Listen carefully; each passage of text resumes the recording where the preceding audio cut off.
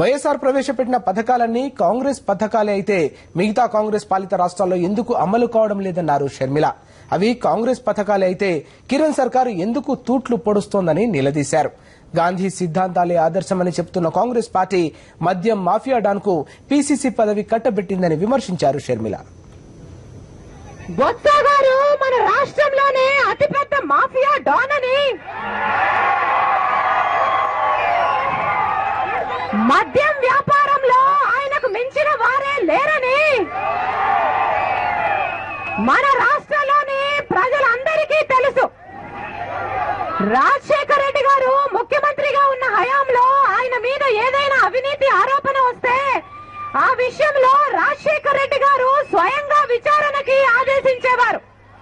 మరి బొత్స గారు మీ మీద, మీ అవినీతి మీద, మీ మద్యం మాఫియా మీద అవినీతి ఆరోపణలు వచ్చినప్పుడు విచారణ జరుగుతుంటే విచారణ చేస్తున్న అధికారులను కూడా బదలాయింపు చేసింది,